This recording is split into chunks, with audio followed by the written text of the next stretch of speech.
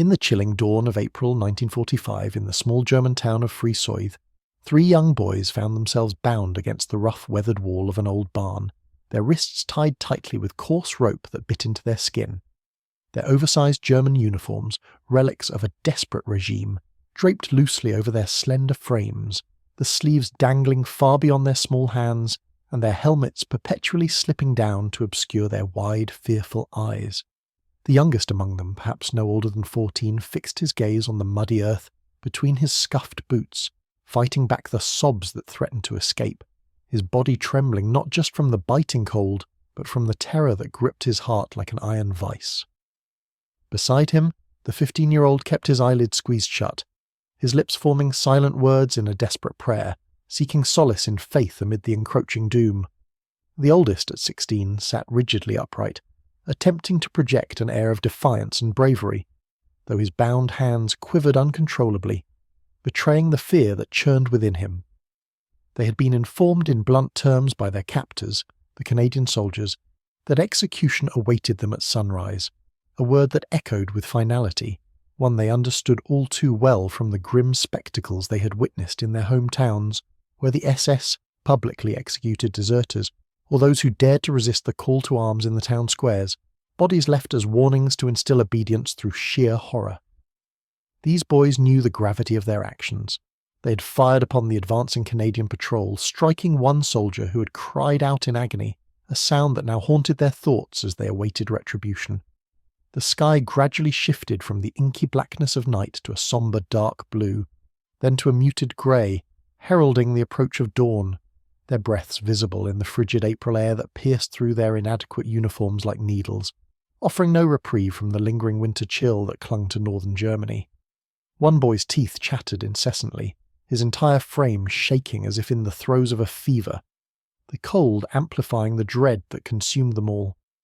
Then, cutting through the silence, came the low rumble of an approaching truck engine, growing louder with each passing second, causing the boys to stiffen in anticipation. This, they believed, was the vehicle that would transport them to their final moments, or perhaps the means by which their sentence would be carried out on the spot. The youngest could no longer contain his tears, which streamed down his dirt-streaked cheeks, carving paths through the grime of battle and fear. The middle boy accelerated his silent invocations, his lips moving with frantic urgency. The oldest shut his eyes tightly, bracing for the inevitable. Yet, inexplicably, a peculiar aroma wafted toward them, something utterly out of place in this scene of impending death. A sweet, warm scent that evoked memories long suppressed, of bakeries and home comforts they hadn't experienced in what felt like an eternity. It was the smell of fresh doughnuts, an absurdity in the face of their doom, growing stronger as the truck halted nearby, doors slamming open and shut, footsteps crunching on the frost-covered ground toward their position. The boys kept their heads bowed, unwilling to meet the eyes of their executioners or glimpse the barrels of the rifles that would end their short lives, their minds racing with confusion over this incongruous sensory intrusion. This was not how the end was supposed to unfold. Mere weeks prior, these same boys had been ensconced in the relative safety of their family homes, surrounded by the normalcy of everyday life, mothers preparing simple breakfasts of bread and jam, fathers imparting practical skills like repairing tools or tending to livestock, little sisters pestering them with playful annoyances that now seemed like distant luxuries. The abrupt shift had come when Nazi officials descended upon their quiet town, conscripting every boy over the age of 13 in a frantic bid to bolster the crumbling defences of the Reich, handing out ill-fitting uniforms and heavy rifles that felt alien and burdensome in their untrained hands. They were proclaimed as the heroes Germany desperately needed, the last bulwark against the encroaching enemy forces, with dire warnings that refusal would bring swift punishment upon their families, executions or deportation to the notorious camps that whispered horrors in every household. Terrified yet compelled, the boys accepted the weapons, though their hearts yearned to flee back to the warmth of home. They marched to the front lines, legs heavy with reluctance, digging hasty trenches and foxholes where they longed only to burrow away from the nightmare unfolding around them. By this point in April 1945, the Third Reich was in its death throes, a fact evident to all but the most delusional fanatics clinging to Hitler's fading mythos. The Soviet juggernaut thundered from the east, while American, British and Canadian troops advanced relentlessly from the west and south, carving through the remnants of German resistance town by town, village by village. The Canadians, part of the 1st Canadian Army, had been hardened by years of grueling combat since 1939, battling through the sands of Sicily, the mountains of Italy, the flooded fields of Holland, and now the sodden plains of northern Germany, where every step forward was contested bitterly. In the Emsland region, the opposition came not from seasoned Wehrmacht troops, who had largely surrendered or deserted, but from ragtag militias of elderly men and adolescent boys hastily assembled into the Volkssturm, the People's Storm, a pathetic final gasp of defiance orchestrated by the Nazi leadership to delay the inevitable. These child soldiers, equipped with minimal training and maximal propaganda, were thrust into the fray with orders to fight to the death or face the consequences, their youthful inexperience no barrier to the regime's ruthless exploitation. The Canadian troops, having liberated concentration camps and witnessed the unspeakable atrocities committed by the Nazis, piles of emaciated bodies, the stench of death permeating the air, carried a deep-seated fury, compounded by the loss of comrades in these waning days of the war, when victory was tantalizingly close and every casualty felt like an unforgivable waste. Just 2 weeks earlier, in this very town of Friesoyth, the simmering rage had boiled over when a German sniper felled Lieutenant Colonel Frederick Weigel, a beloved battalion commander whose death ignited a vengeful inferno among his men, leading them to raze much of the town in retribution, ancient buildings reduced to smouldering ruins in a cathartic release of pent-up grief and anger. It was against this backdrop of heightened emotions that the 3 boys had encountered the Canadian patrol, firing from their hiding spot in the barn and wounding 1 soldier, only to be swiftly overpowered, dragged out, bound, and left to contemplate their fate against the wall, informed that under the harsh laws of war, as enemy combatants who had engaged in hostilities, summary execution was not only permissible, but often practiced in these chaotic final weeks. The boys had heard tales of such swift justice, lines of German fighters, young and old, mowed down without ceremony, and now, as the sun crept higher, they resigned themselves to joining those grim statistics, their minds filled with the propaganda-fed images of Allied soldiers as merciless savages who delighted in torture and cruelty. But instead of the expected crack of gunfire, the arrival brought that baffling scent of fresh doughnuts, a symbol of normalcy and kindness that clashed violently with their expectations, hinting at a turn of events that would shatter their preconceptions about the enemy and reveal glimmers of humanity amid the abyss of war. To grasp how these innocents ended up in this predicament, one must delve into the insidious machinery of the Hitler Youth, which originated in the 1920s as seemingly innocuous youth groups, complete with uniforms, outdoor activities, and patriotic songs, fostering a sense of camaraderie and adventure. However, with Hitler's ascension in 1933, it transformed into a potent tool for indoctrination, mandatory for boys from age 10, where they were drilled in military discipline, unwavering obedience, and the toxic ideologies of racial superiority, portraying Germany as the pinnacle of civilization destined to dominate lesser peoples, with Hitler elevated to near-divine status. For years, this organization focused on parades, rallies, and ideological conditioning. But as the war turned against Germany in 1943, with mounting losses on the Eastern Front and the Allied bombings intensifying, the regime pivoted to militarization, conscripting 17-year-olds into units like the 12th SS Panzer Division Hitlerjugend, where these near-adults fought ferociously in Normandy, their fanaticism born of years of brainwashing leading to heavy casualties as they refused surrender. By 1944, desperation deepened, lowering the age threshold to 16, then 15, and by early 1945, even 12 and 13-year-olds were dragged from their homes, given rudimentary weapons like Panzerfausts and minimal instruction, sometimes none, before being hurled into the meat grinder of combat, with threats of familial reprisal ensuring compliance, turning playgrounds into battlegrounds, and childhood dreams into nightmares of survival. The Canadian forces opposing them were no strangers to such horrors. Veterans of D-Day's bloody beaches, the slog through France, and the liberation of Holland, where they were hailed as heroes with flowers and cheers, now faced a stark contrast in Germany, where every settlement bristled with resistance from civilians turned fighters, including these child conscripts who ambushed from hidden positions, their actions driven by fear rather than conviction, yet resulting in real losses that fueled Canadian resentment. Led by General Harry Crerar, the 1st Canadian Army navigated the treacherous terrain of Emsland, with its rivers and canals providing natural defences that the Germans exploited tenaciously, each advance costing lives and testing the limits of endurance for soldiers who yearned only for the war's end and a return to peaceful lives back home in Canada's vast provinces. The incident in Frisoith, with Wiggler's death, exemplified the breaking point, where grief morphed into destructive fury. But even in such darkness, the humanity of individual soldiers persisted, as seen when Sergeant Morrison's patrol approached that fateful barn on a frost-laced morning, the men, farmers, workers and teachers in civilian life, moving with the weary caution born of countless similar operations, their senses attuned to danger in the unnatural silence that blanketed the landscape. The sudden volley of shots from the barn shattered the calm, felling Private Campbell, who with a leg wound that bled profusely, his screams piercing the air as his comrades returned fire, splintering the wooden structure before storming in to confront not hardened warriors, but 3 petrified boys, their faces pale masks of terror, one wounded in the shoulder, all trembling as their rifles were wrested away and they were bound and thrust against the wall. Confusion reigned among the Canadians, anger at the injury to their comrade clashing with revulsion at the youth of their captives, Morrison seeing echoes of his own younger brother in their frightened eyes, while others, like Private Davies, seethed with a desire for immediate justice, the air thick with curses and demands for retribution. Word ascended the chain of command, officers debating the legality and morality of execution. The boys left to shiver in the rising light, one vomiting from sheer dread, another murmuring prayers, the oldest staring vacantly, all bracing for the truck's arrival that they assumed heralded their end.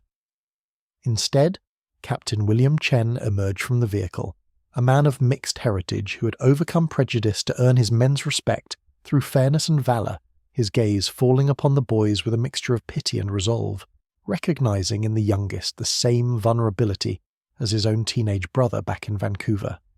Intelligence reports confirmed the coerced nature of their conscription, victims of SS threats against their families, not willing participants in the madness.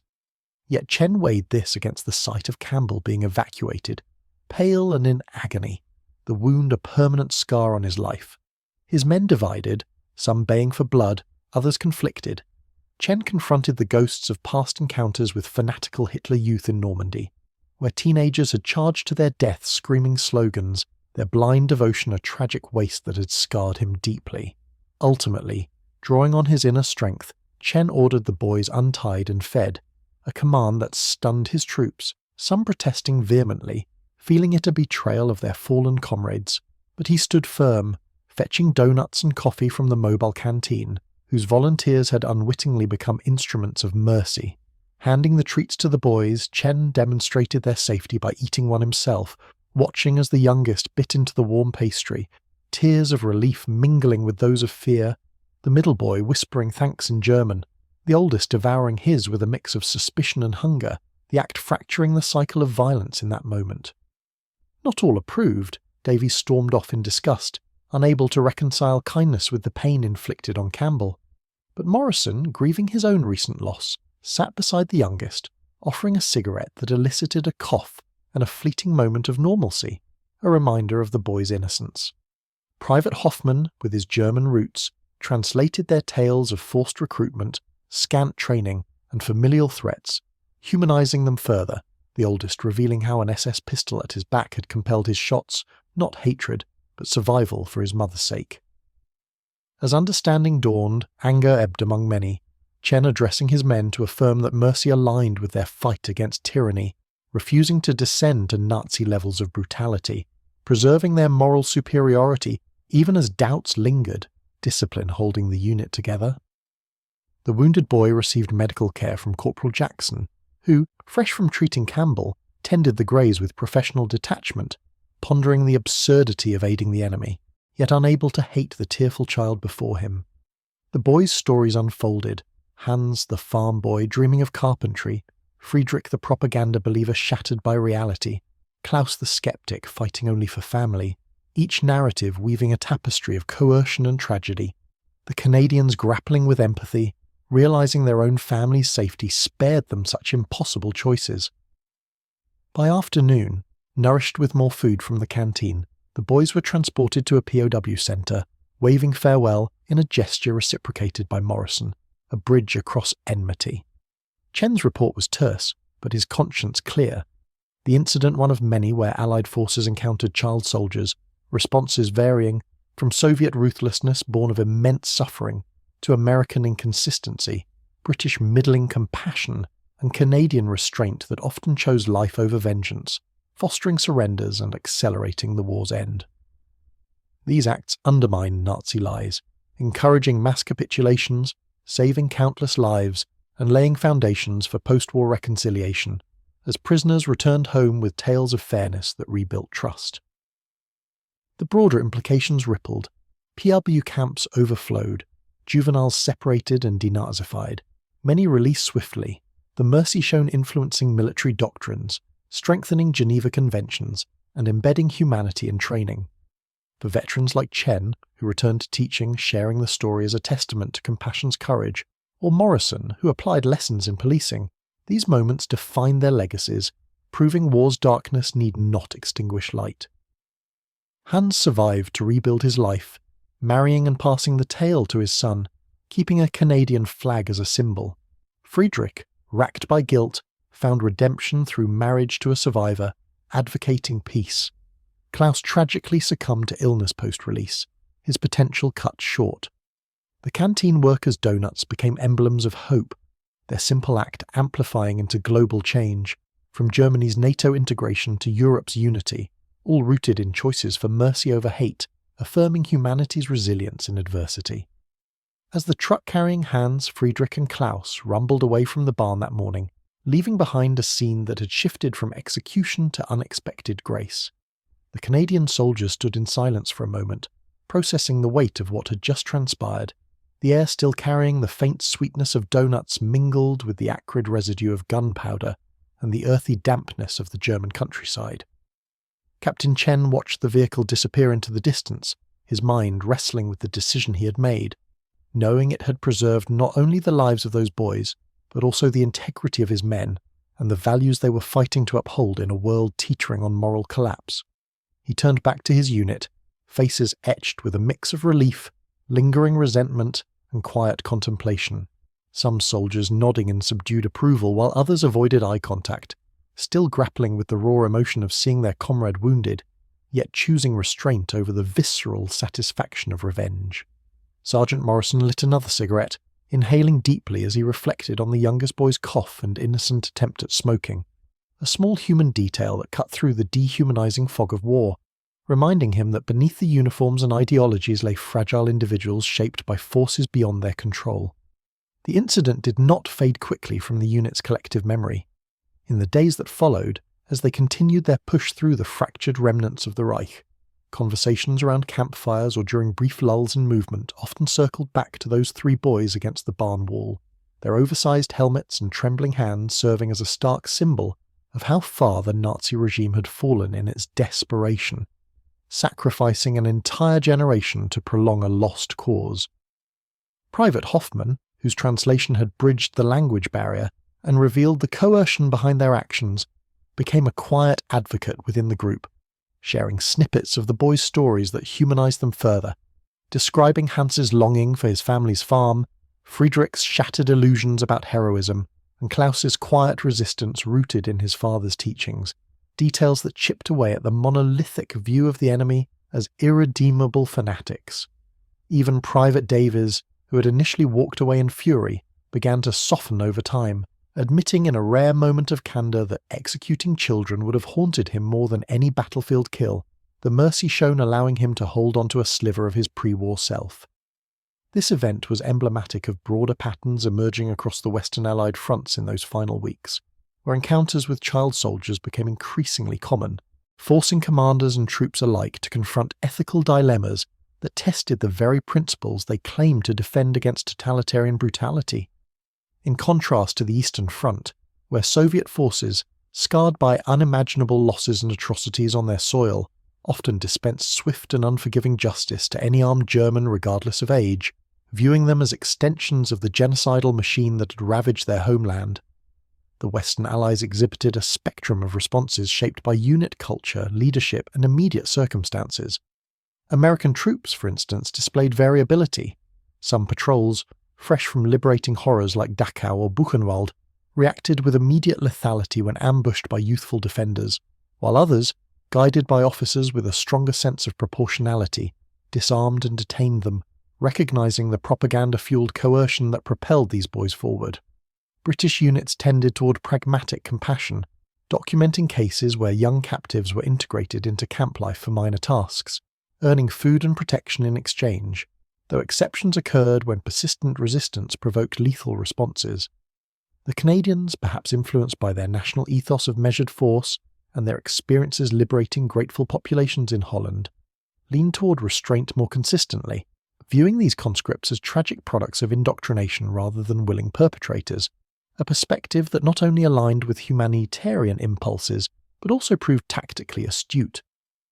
Tales of fair treatment spread rapidly among German lines through deserters and captured soldiers returning under flags of truce, eroding the effectiveness of Nazi propaganda that painted Allies as barbaric invaders intent on mass slaughter and rape, leading to waves of surrenders that accelerated the collapse of organised resistance in sectors held by Western forces.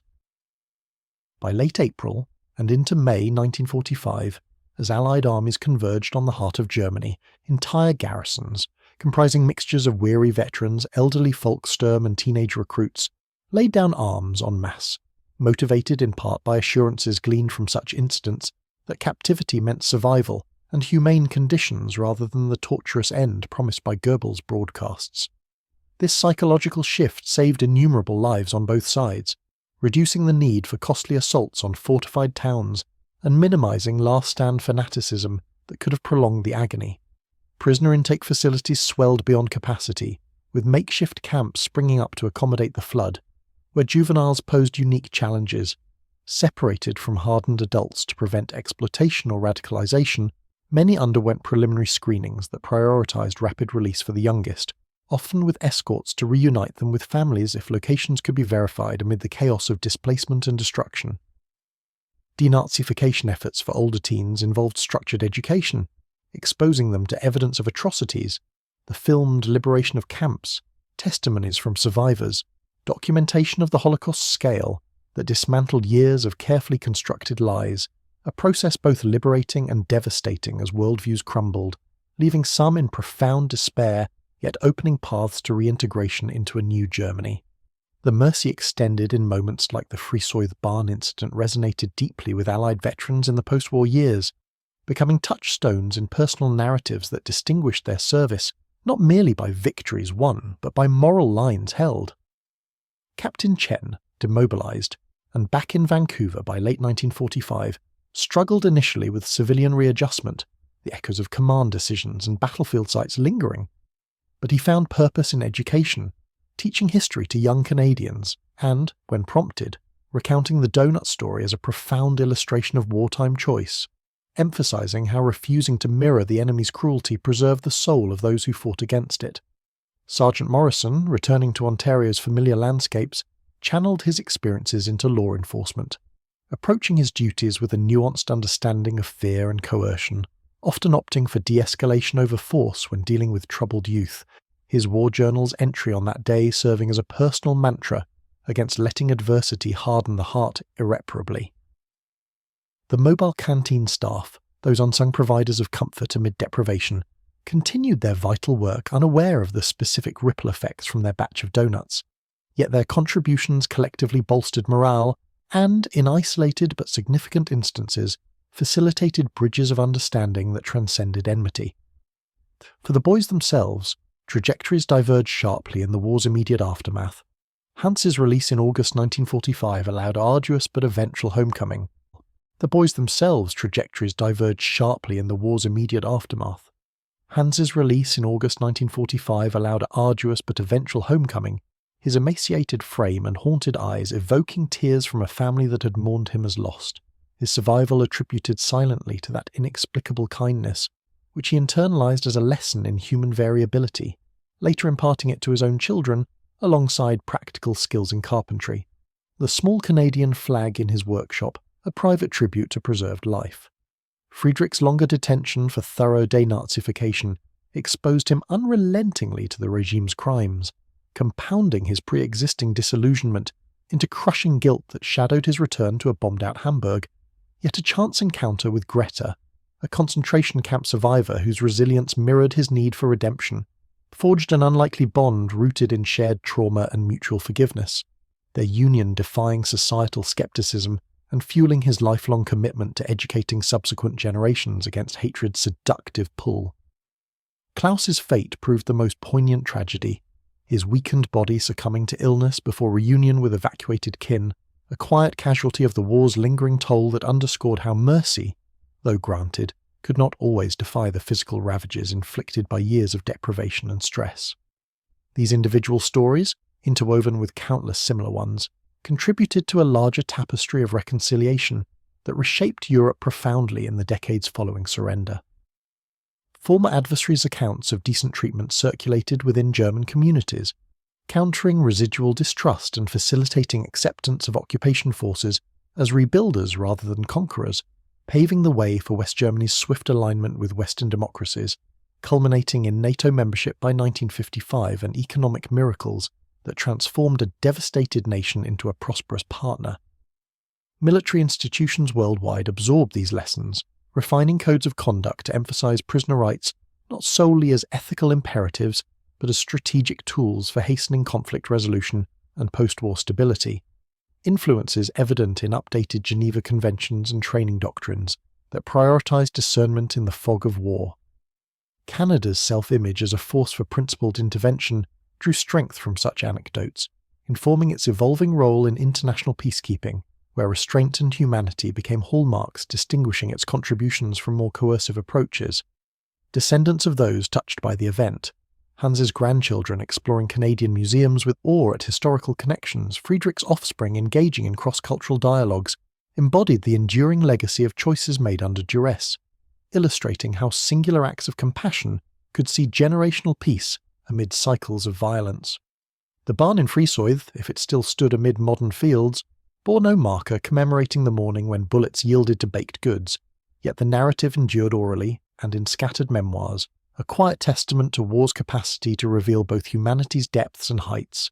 In reflecting upon it, one discerns a fundamental truth: victory achieved through emulating the opponent's moral decay risks, hollowing the triumph, whereas prevailing while clinging to decency affirms the cause's worth, ensuring that the light overcome the darkness not by becoming it, but by remaining resolutely apart, a beacon for future generations navigating their own tempests.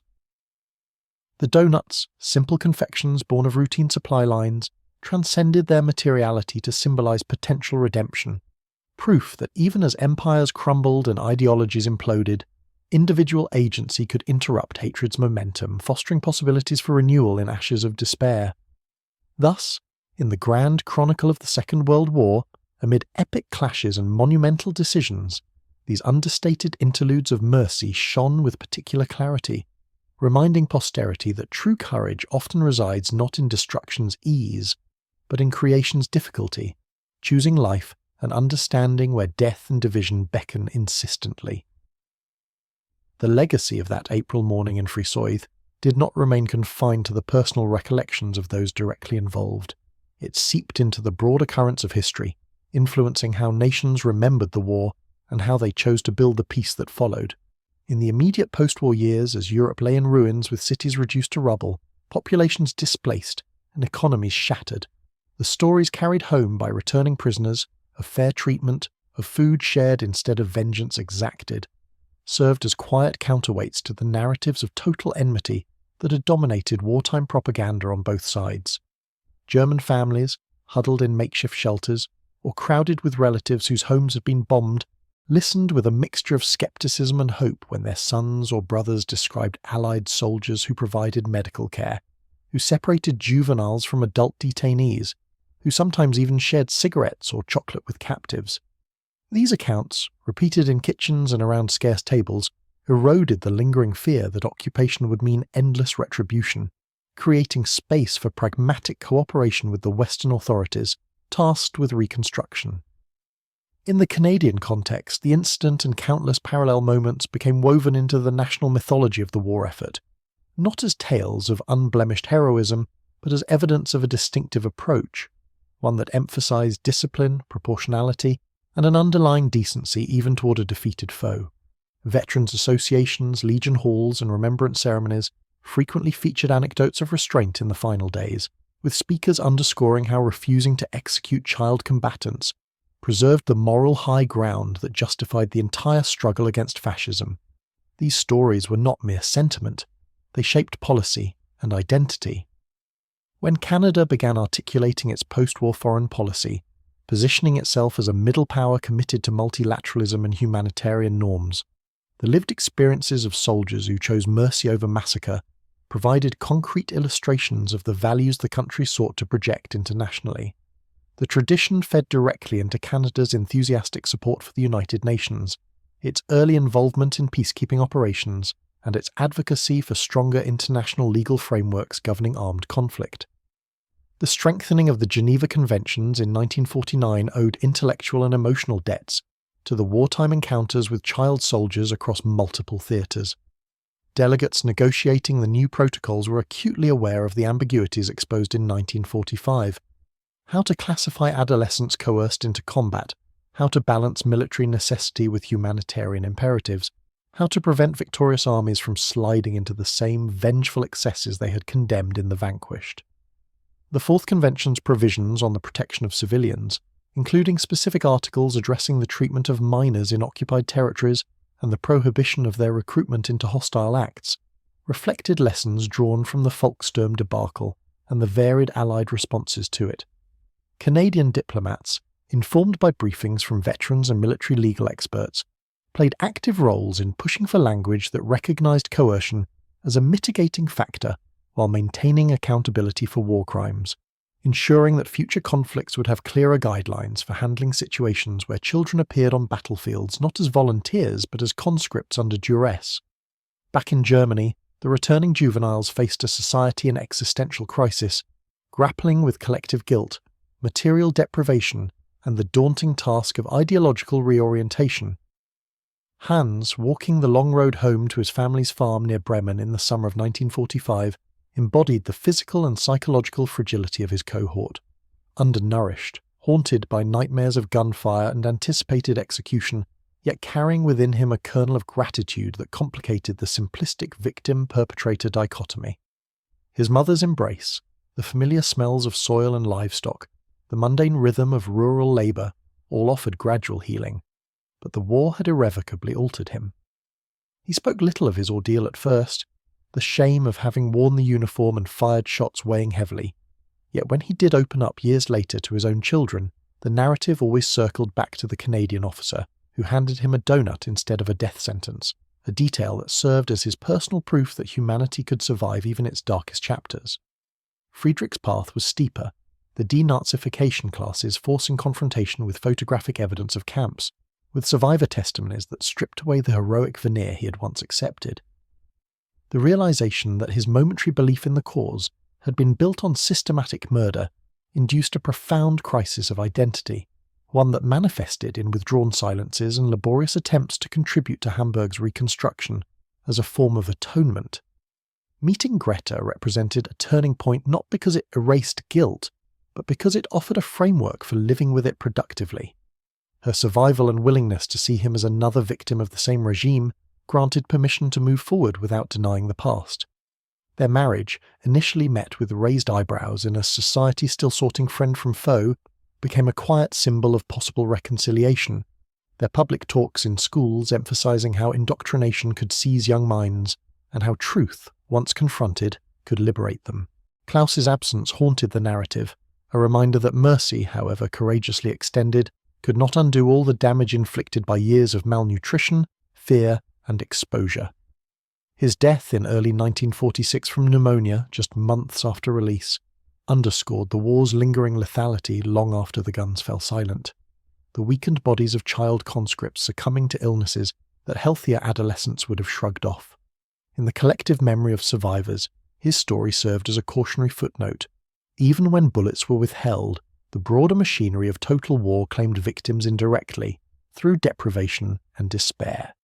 Yet the fact that Captain Chen's decision had given Klaus additional months, time to hope for reunion with his mother and sister, provided a sliver of meaning amid the tragedy.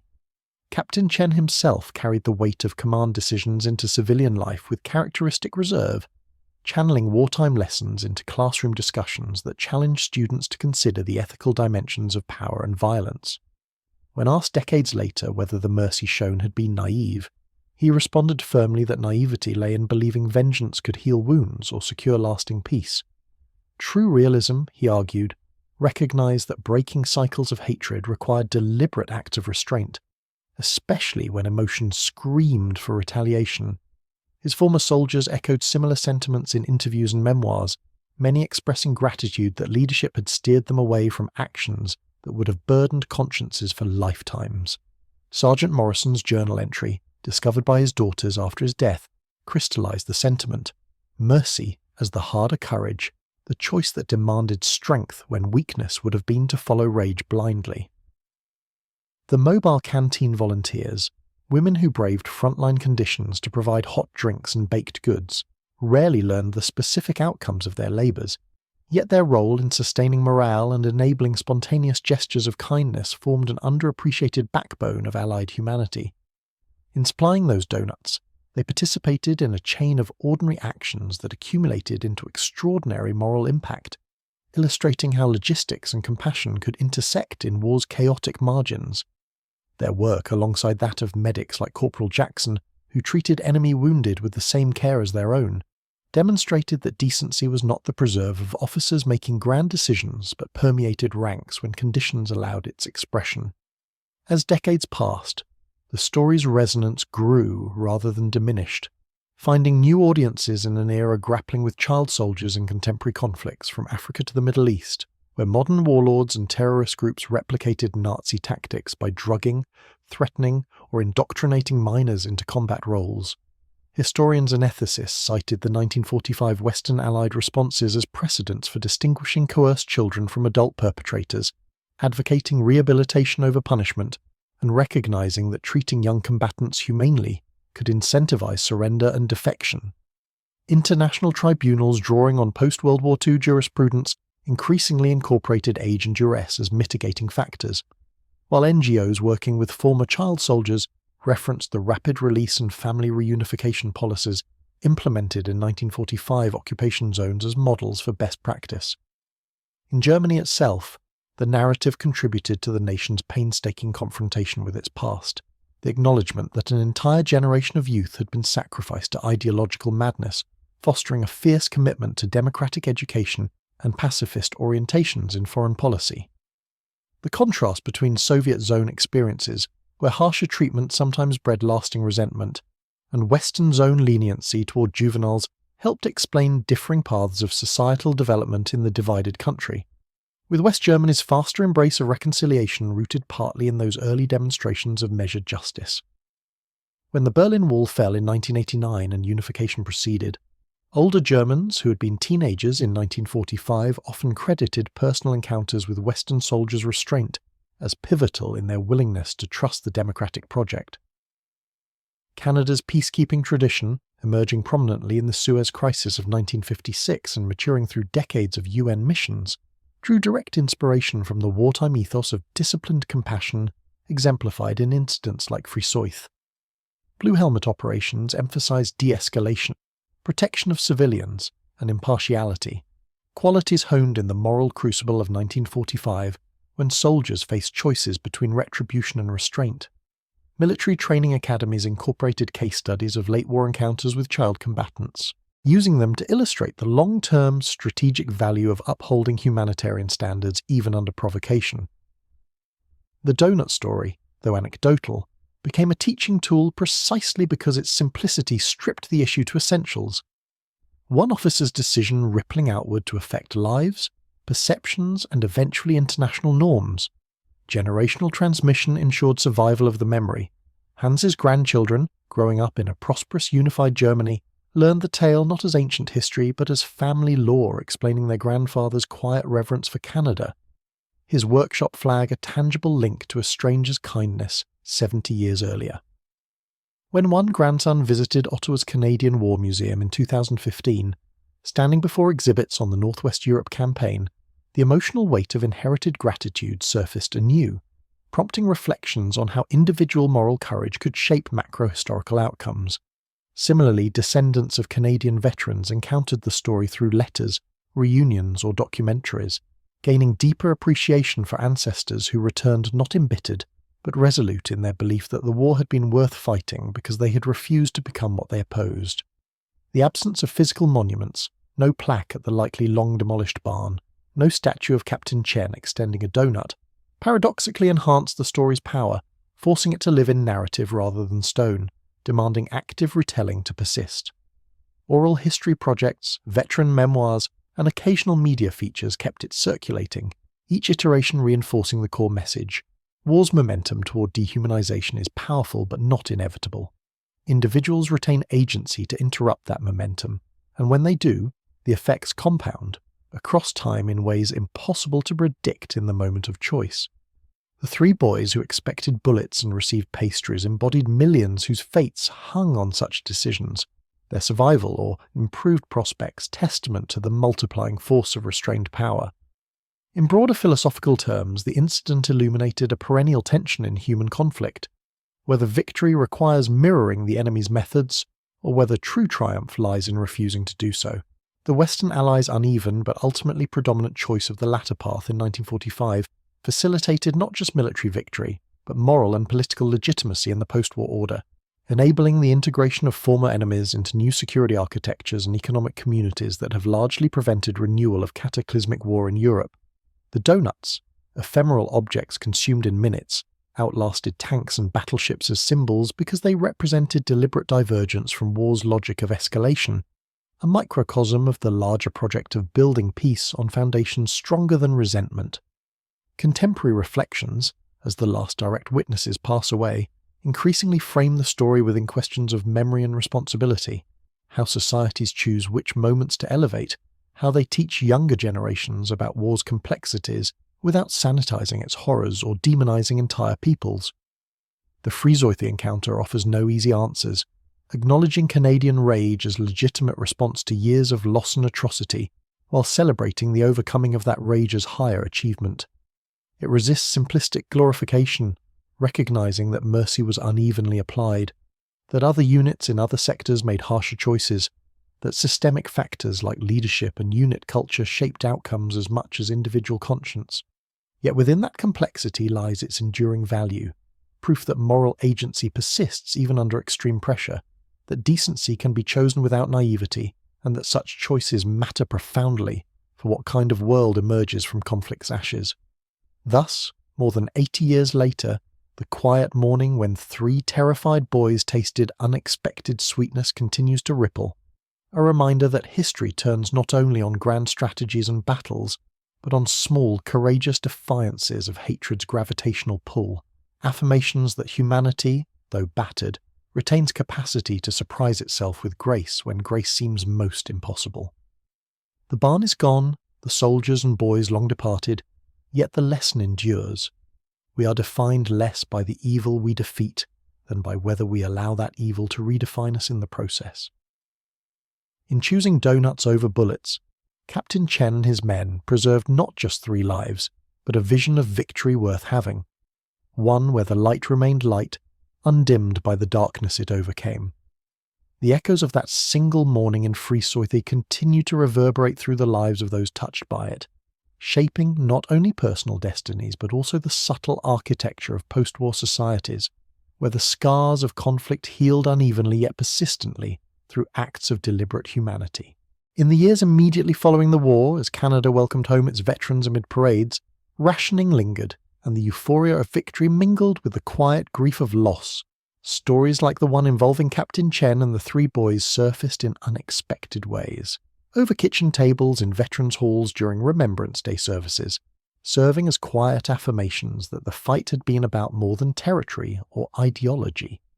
They were reminders that the Allies had triumphed not merely by force of arms, but by preserving a moral distinction that the Axis powers had abandoned long before. These narratives found fertile ground in Canadian culture, which has long prized a self-image of quiet resolve, fairness, and understated courage rather than bombastic heroism.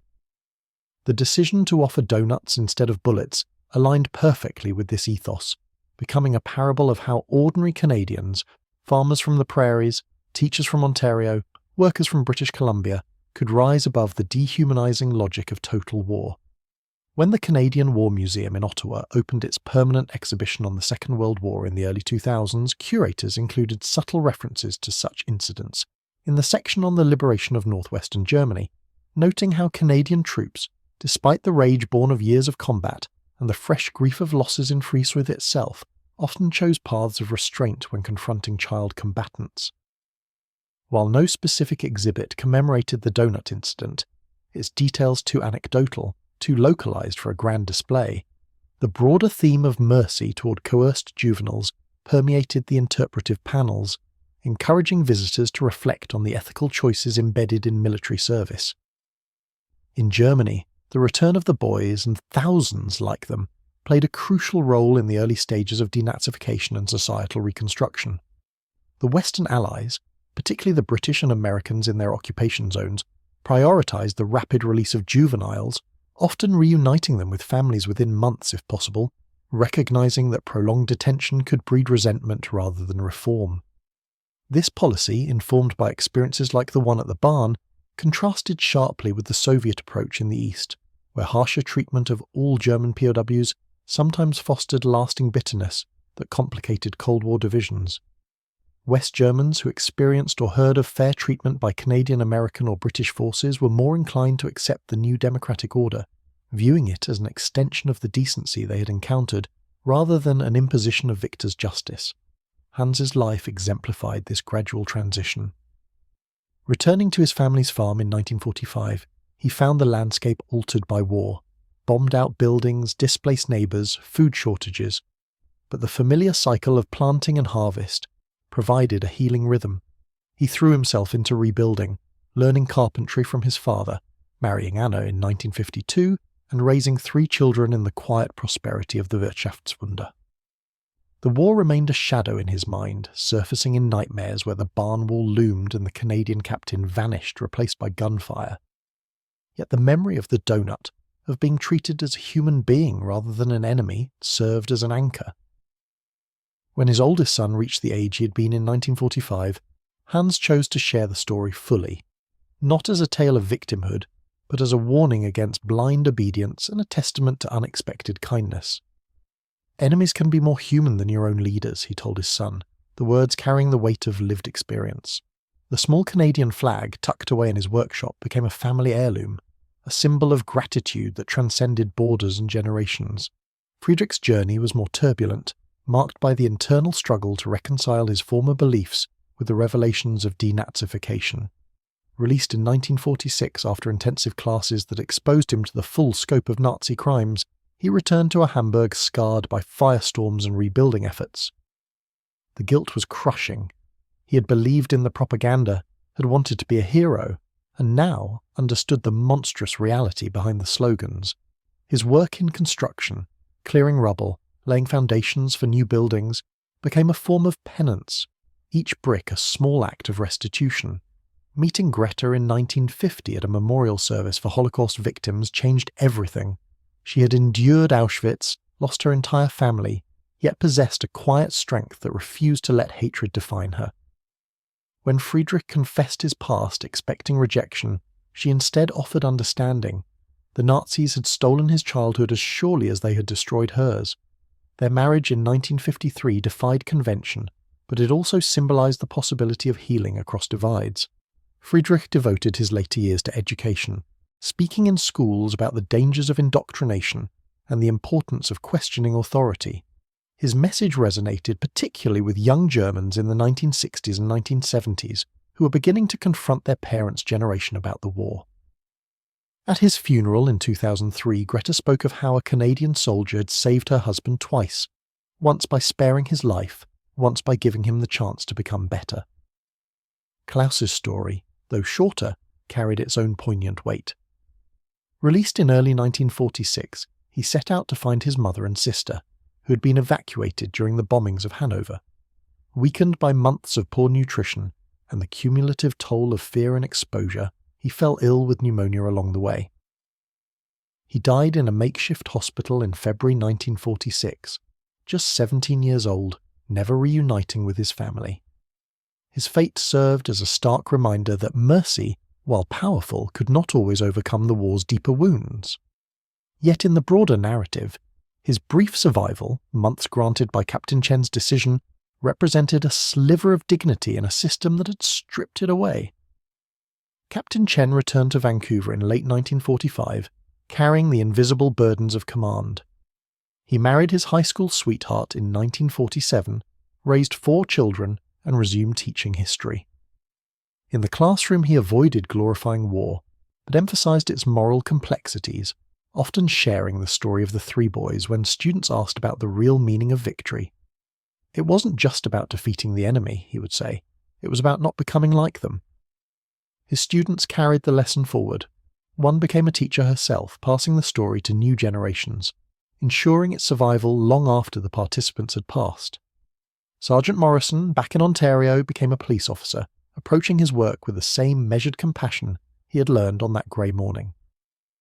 When colleagues advocated harshness toward troubled youth, he remembered the youngest boy's trembling hands and the way a cigarette had elicited a cough and a fleeting smile. His journal entry, "Mercy takes more courage than violence," became a guiding principle, one he shared with his daughters and, later, his grandchildren. The canteen volunteers, those women who mixed batter and fried donuts under canvas tents, amid the mud and chaos, never knew the full extent of their contribution. Yet their simple acts of sustenance enabled moments of humanity that transcended logistics, proving that even in war's machinery, small comforts could open doors to grace. As the 21st century progressed, the story gained renewed relevance amid contemporary conflicts where child soldiers remained a tragic reality.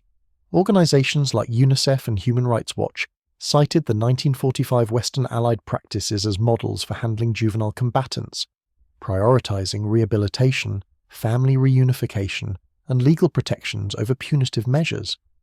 In training programs for peacekeepers, including Canadian forces, case studies from the final days of the Second World War illustrated the long-term benefits of restraint, reduced resistance, increased surrenders, and foundations for post-war reconciliation.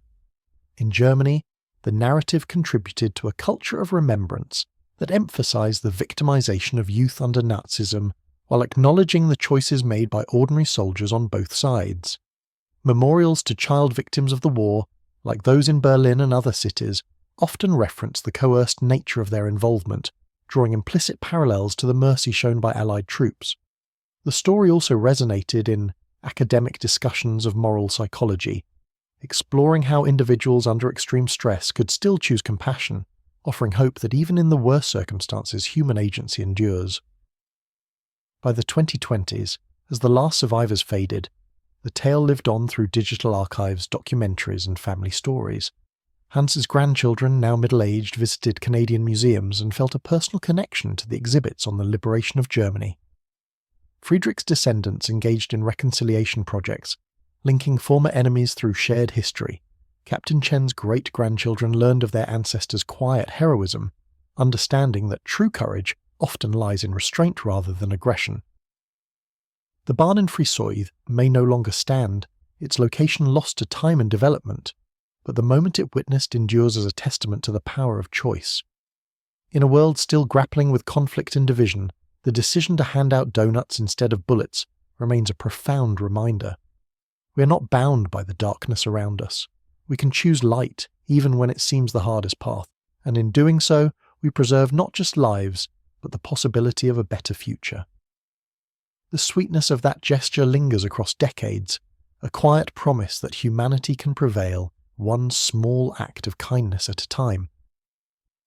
As the decades rolled forward into the 21st century, the world that emerged from the ashes of 1945 bore little resemblance to the one those 3 boys had known against the barn wall, yet the quiet choice made on that cold April morning continued to cast a long, gentle shadow over it all.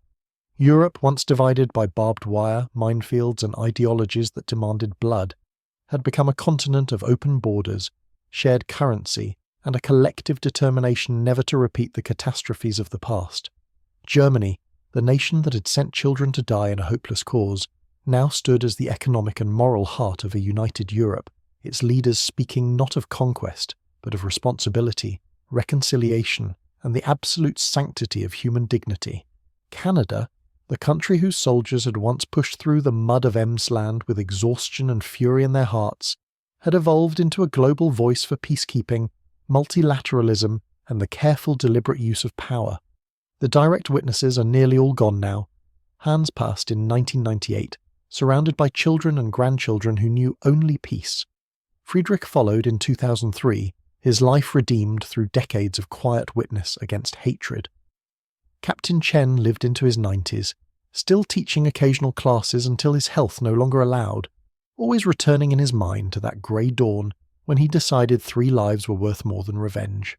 Sergeant Morrison, Corporal Jackson, Private Hoffman, the canteen women whose hands shaped the dough, each slipped away in their own time, taking with them the vivid immediacy of memory, but leaving behind fragments of story that refused to die. What remains is not a monument of marble or bronze, but something far more resilient, a living lesson carried in families, classrooms, military briefings, and international law. In Canadian schools, when students study the Second World War, teachers often pause on the final months, not just the strategic victories, but the moral ones. They speak of soldiers who, after 6 years of loss and horror, still found the strength to see frightened children behind enemy uniforms. In German classrooms, educators speak candidly of the Volkssturm, of how a regime in its death throes devoured its own young, and how the mercy shown by invading armies became part of the reason a democratic Germany could rise without endless cycles of vengeance. In peacekeeping training centres from New York to Geneva to Ottawa, instructors reference the practices of 1945 when discussing how to handle child combatants today. Separate them, feed them, listen to them, rehabilitate rather than punish, because kindness can disarm more effectively than force. The European Union itself, that improbable miracle of former enemies choosing cooperation over conflict, owes an unquantifiable debt to the cumulative effect of countless small mercies in the spring of 1945. When German prisoners came home and told their families that the Western Allies had not behaved like the monsters portrayed in propaganda, trust began to grow. When boys like Hans and Friedrich lived to raise families who never knew war, bridges were built across the chasms of the past. The rapid integration of West Germany into NATO in 1955, the forging of the European coal and steel community in 1951, the steady expansion of what became the EU, all rested on a foundation of proven decency that made partnership imaginable where only hatred had seemed possible before. In the end, the story of the 3 boys and the donuts is not about donuts at all. It is about what happens when human beings, placed in conditions designed to strip away their humanity, refuse to let it go. It is about the immense courage required to lower a weapon when every instinct and justification screams to raise it. It is about recognizing that the line between enemy and child, between justice and cruelty, is often thinner than we imagine, and that guarding it demands more strength than crossing it ever could. Captain Chen never sought recognition. He wrote no memoir, gave few interviews, and when praised for his decision would only say that any decent person would have done the same. But in choosing restraint on that morning, he and his men did something extraordinary. They proved that victory could be more than domination.